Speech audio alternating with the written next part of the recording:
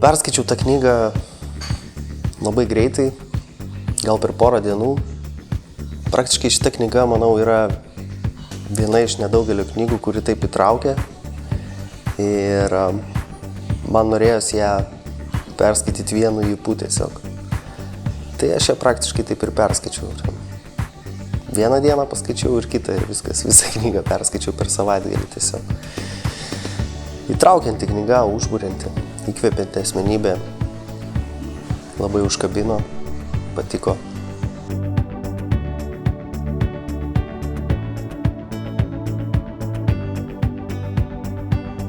Apčiuopiamą naudą. Tokios knygos dažniausiai žmonės keičia, tai galbūt tai ir yra ta nauda, kad žmonės šviestųsi, tobulėtų, dirbtų su savim, su savo ydom, ieškotų kažkokių šviesių, gerų dalykų. Tai man atrodo, ta knyga yra vienas iš tų šviesulių.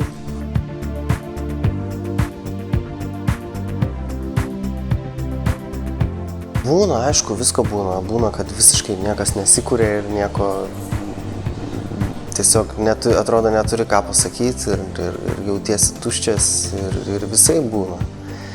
Bet kūryba, manau, tuo ir yra dinamiška ir įdomi ir patraukli tuo, kad vieną dieną tau atrodo, kad nieko neturiu ką pasakyti, o kitą dieną viskas tiesiog veržiasi savaime. Tai kiekviena ta daina, kiekvienas tas išgyvenimas, ką tu rašai, ką tu kuri, yra kaskart vis nauja ir tai lyg pirmas kartas, nes tarkim dabar aš sėdžiu čia ir nežinau, ar dar ką nors sukursiu. Tokia tarsi nežinomybė yra pastovi. Ir tam vėlgi irgi reikia drąsos.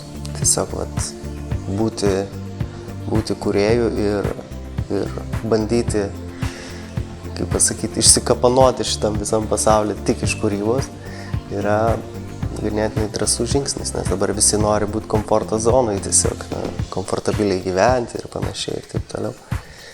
Tai manyčiau, kūrėjo kelias, jisai ne visada duoda komfortą. Tiesiog tu pastoviai turi eiti iš to komforto lauko.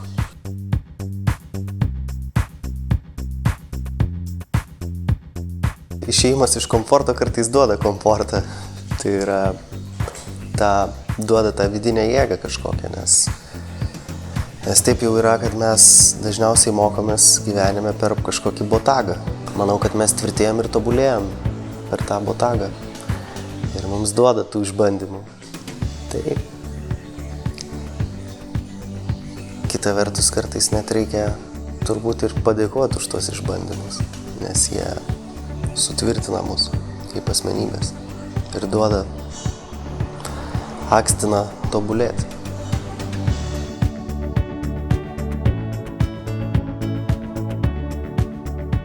Iškili asmenybė, manau, kad bus šviesus renginys, bus daug peno pamąstymams po to, ateiti tam, kad mes galėtume pamatyti galbūt ir kitokį kelią, susipažinti su juo, pasisemti gerų emocijų, minčių.